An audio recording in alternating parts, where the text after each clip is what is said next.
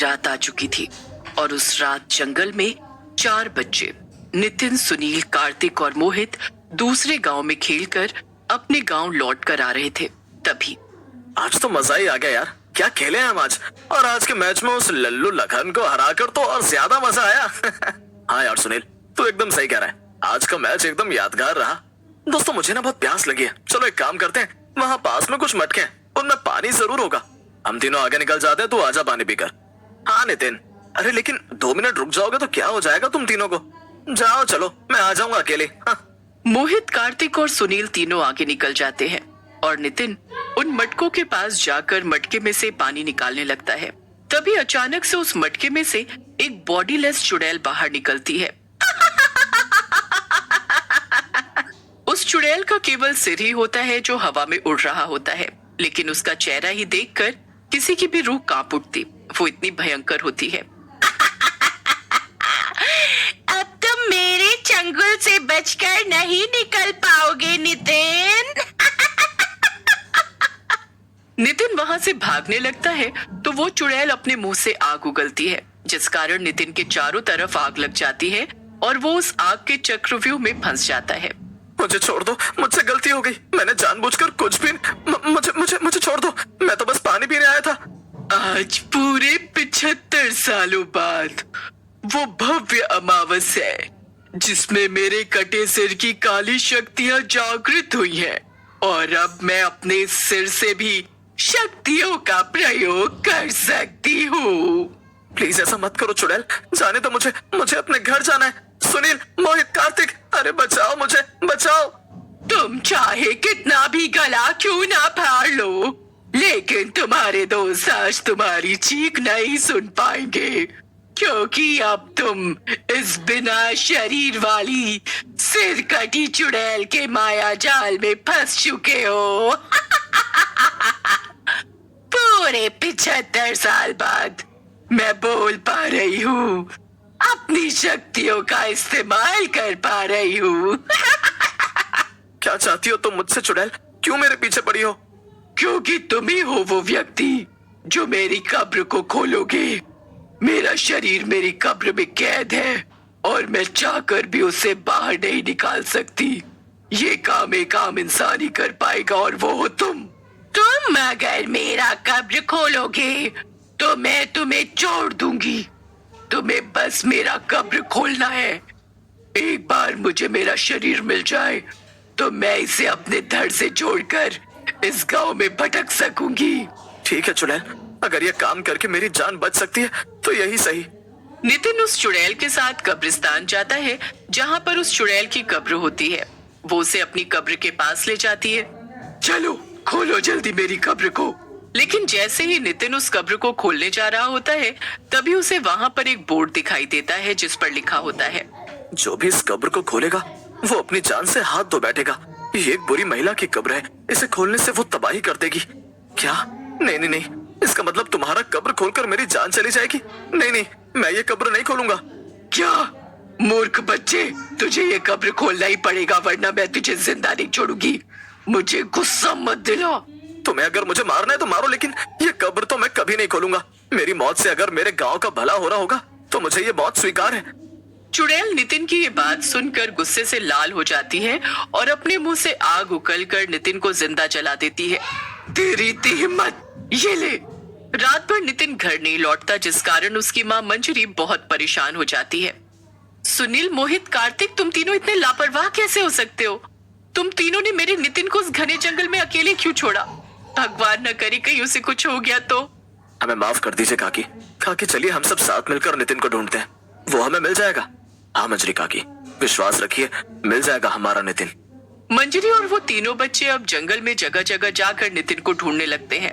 मंजरी अपने बच्चे को खोने के बाद बहुत दुखी हो जाती है। ना जाने कहाँ चला गया मेरा बेटा, अब मैं क्या करूँ, कहाँ ढूंढूं मैं अपने बच्चे को। पहले उसके पापा मुझे ऐसे ही छोड़कर चले गए और अब वो भी चला गया। मैं तो अकेली हो गई रे। सुनील, कार्तिक और मोहित तीनों को अपनी गलती पर बहुत। यार सुनील, मोहित, ये सब हमारी गलती है। अगर हम नितिन के साथ वहाँ रुकते तो वो गायब ही नहीं होता। लेकिन मुझे तो समझ नहीं आ रहा कि वो आखिर गया कहाँ। उसे वहां मटके वाली जगह से कौन उठा ले गया? वो तो वहां पानी पीने गया था, उस मटके के पास। तभी वहां से गुजर रहा एक बुजुर्ग आदमी इन तीनों की बातें सुन लेता है और घबरा जाता है। हे राम, इसका मतलब उस चुड़ैल का सिर बाहर निकल चुका है। कल वो 75 साल बाद बाहर निकली है, उसी ने नितिन को मारा है। क्या आप ये क्या कह रहे हैं दादाजी? ये बात 75 साल पहले की है बच्चों। इस गांव में भवरी नामक एक मटके वाली रहती थी, जिसका इस दुनिया में कोई नहीं था। वो गांव में चोरियां करती थी और एक दिन तो हद की सीमा पार हो गई। उसने गांव के मंदिर में रखी भगवान गणेश की सोने की मूर्ति चुराई। फिर सरपंच जी और गांव वाले बहुत क्रोधित हो गए और उन्होंने भवरी का सिर काट दिया और उसके सिर को मटके में कैद कर दिया और बाकी के शरीर को कब्र में कैद कर दिया। लेकिन दादाजी, गांव वालों ने उसके सिर को मटके में क्यों कैद किया? अगर वो भी कब्र में कैद करते तो फिर वो बाहर निकल ही नहीं पाती। बेटा, एक सिर कटी चुड़ैल की सारी शक्तियां उसके शरीर में होती हैं, उसके सिर में नहीं। वो बस अपने मुख से अबाग उगल सकती है। इसीलिए गांव वालों को उसके सिर और शरीर को अलग अलग कैद करना पड़ा। और मैं दावे के साथ कह सकता हूँ कि उसने आग से ही नितिन को जलाकर मार दिया होगा। बूढ़ा आदमी और वो तीनों कब्रिस्तान में जाते हैं और वहाँ देखते हैं कि वाकई में नितिन का कंकाल पड़ा हुआ है। अरे बाप रे, ये तो सच में हमारे नितिन का कंकाल लग रहा है। मैंने कहा था ना, उस बिना शरीर वाली चुड़ैल ने नितिन को जबरदस्ती अपना कब्र खोलने कहा होगा, लेकिन उसने नहीं खोला और उसके बाद भवरी चुड़ैल ने उसे जलाकर मार दिया। बेचारा हमारा नितिन ने ही वो मटका खोला है और अब भवरी चुड़ैल का सिर इस गांव में घूम रहा होगा। वो जरूर किसी और इंसान को ढूंढेगी जो उस कब्र खोलने में मदद करे। तूने बिल्कुल सही कहा बूढ़े। अब तुम चारों को इस कब्र को खोलना ही होगा, वरना मैं तुम चारों को जला दूंगी। चुड़ैल का भयंकर और दिल दहला देने वाला खौफनाक चेहरा देख चारों की सांसें सूख जाती हैं। इस गांव से उसी का तो बदला लेने आई हूँ मैं। मेरी आत्मा तड़प रही है, मुझे अपना बदला पूरा करना है। इस गांव के सभी गांव वासियों को मारकर इस गांव को शमशान भूमि में बदल देना है और मैं वो करके ही रहूंगी और तुम में से कोई मुझे रोक नहीं पाएगा। अगर अपनी जान प्यारी है तो खोल दो मेरी कब्र। नहीं, हम ऐसा कुछ नहीं करेंगे। कार्तिक, मोहित, दादाजी, इस सिर कटी चुड़ैल की बातों में मत आओ। अगर हमने अपनी जान के बारे में सोचकर इसकी कब्र खोल दी तो ये फिर भी इस गांव में तबाही ही मचाएगी। हाँ सुनील, तू सही कह रहा है। उससे अच्छा तो यही रहेगा कि हम इस चुड़ैल के हाथों मर ही जाएं। बच्चों, भाग जाओ यहाँ से, जाओ, भागो। बूढ़े काका चुड़ैल की आंखों में मिट्टी फेंकते हैं और वो बच्चे वहाँ से भाग जाते हैं। और फिर वो चुड़ैल गुस्से में आकर अपने मुंह से आग उगलती है और उस आग से बूढ़े काका जलकर मर जाते हैं। ये तूने अच्छा नहीं किया बूढ़े, अब जाओ मर। इन सबको लगता है कि ये सब मुझे हरा पाएंगे, लेकिन मैं तब तक हार नहीं मानूंगी जब तक कोई मेरी कब्र नहीं खोल लेता। चुड़ैल का सिर पूरे गांव में रात को भटकने लगता है और वो इंसान की तलाश करने लगती है जो उसकी कब्र खोले। अगले दिन बच्चे तय करते हैं। बस बहुत हुआ दोस्तों, इससे पहले कि चुड़ैल गांव में हर किसी को जान से मारने लगे, हमें उसे खत्म करना ही होगा। लेकिन कैसे? मेरे मामा जी को एक भूत ने पकड़ लिया था, जिसके बाद उस भूत को उनके शरीर से एक बहुत ही महान और तपस्वी बाबा ने निकाला था। हम उनके पास ही जाएंगे, वो जरूर हमारी मदद करेंगे। मोहित, सुनील और कार्तिक तीनों उस बाबा के पास जाकर सब बताते हैं, जिसके बाद वो चुड़ैल बहुत बुरी चुड़ैल है और उसे मारना भी बहुत मुश्किल है, क्योंकि एक सिर कटी चुड़ैल के पास इतनी शक्तियां नहीं होती, पर उसे मारना बहुत कठिन होता है।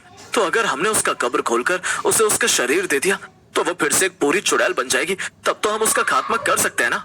हाँ बेटा, इस तरह से हम उसे मार पाएंगे। अब वो लोग कब्रिस्तान में जाते हैं, जहाँ पर वो भवरी चुड़ैल की कब्र खोलते हैं और उसमें से उसका कंकाल निकालकर वो उसके सिर से जोड़ते हैं और अब वो एक पूरी चुड़ैल बन जाती है। चुड़ैल उन तीनों पर हमला करने जा ही रही होती है कि तभी वहाँ बाबा आकर चुड़ैल के सामने दिव्य तिलिस्मी हीरा लाते हैं। उस हीरे की रोशनी से चुड़ैल की आंखों से खून निकलने लगता है। नहीं! चुड़ैल का शरीर अब मिट्टी में बदलने लगता है और वो थोड़ी देर बाद पूरी तरह मिट्टी में बदल जाती है और खत्म हो जाती है, जिसके बाद बाबा उस मिट्टी को उसी कब्रिस्तान में गाड़ देते हैं और अंत में वो गांव उस बिना शरीर वाली चुड़ैल के आतंक से मुक्त हो जाता है।